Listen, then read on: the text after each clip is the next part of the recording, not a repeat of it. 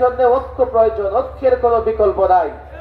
আজকে আমাদের এখানে মোহতারাম আমির ইসলামী আন্দোলনের পীর সাহেব চরমনাই এবং নায়েবে আমির সহ নেতৃবৃন্দ আছেন। আমি মনে করি আপনাদের একটু অগ্রসরে বড় ধরনের ভূমিকা পালন করতে হবে। বর্তমানে আপনাদের কাছে মানুষের প্রত্যাশা বেশি।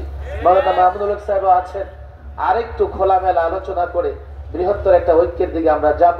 যদি যেতে পারি ইনশাআল্লাহ সফলতা খুব বেশি দূরে নয়, আমরা সফল হব। আর আগামীর বাংলাদেশ হবে ইসলামের বাংলাদেশ। ইসলামী ঐক্য জোটের সংগ্রামী মহাসচিব, কারা নির্যাতিত জননেতা, বিশিষ্ট আলেমে দ্বীন মাওলানা মুফতি শাফাত হুসাইন রাজি, মাওলানা মুফতি শাফাত হুসাইন রাজি।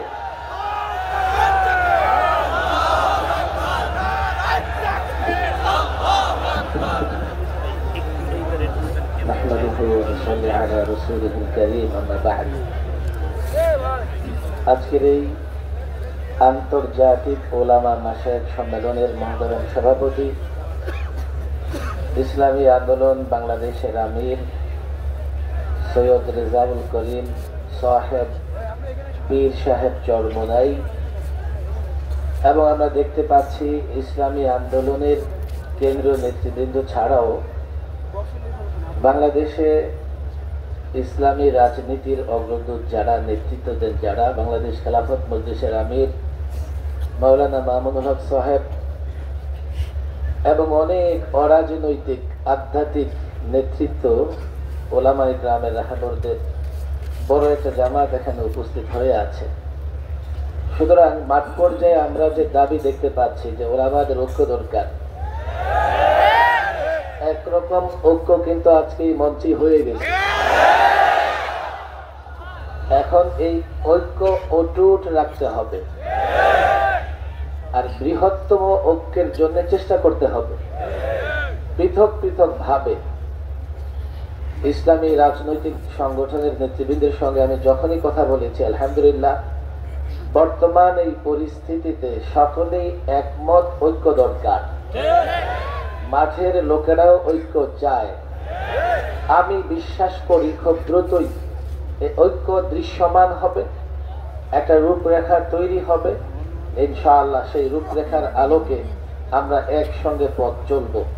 আমি আমার ক্ষুদ্র জায়গা থেকে, আমি নিরীহ মানুষ হিসেবে এতটুকু বলতে চাই, ওলামায়ে কেরামের ঐক্যের প্রয়োজনে, ওলামায়ে কেরামের ঐক্যের প্রয়োজনে, ইসলামী রাজনৈতিক সংগঠনগুলোর ঐক্যের প্রয়োজনে আমার ক্ষুদ্র যেটুকু আছে, আমার যেটুকু পরিচয় আছে, আমি সেটা বিলীন করে দিতে চাই, সেটা মুছে ফেলে ওলামায়ে কেরামের সঙ্গে থাকতে চাই।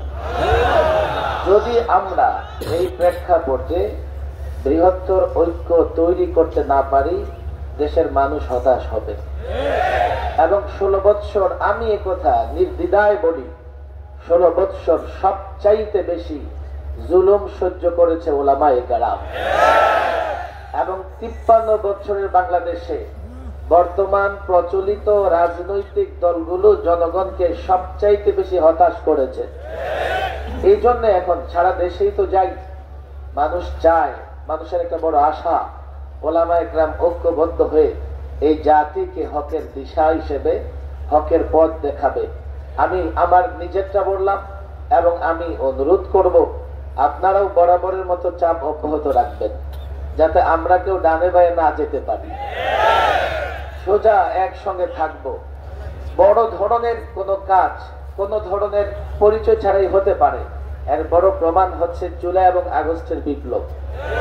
এই বিপ্লবের পেছনে যারা কাজ করেছে তাদের কেউ চেনেও না, তাদের কোনো পরিচয় তেমন ছিল না, তাদের কোনো পদ পদবিও ছিল না। আমরা কিন্তু বড় একটা বিপদে এখনো আছি। আমি কিছু কথা পরিষ্কার বলি, এই যে সংস্কার কমিশনগুলো হয়েছে, সংবিধান সংস্কার কমিশনের আহ্বানে আমি একটা বৈঠকে গিয়েছিলাম।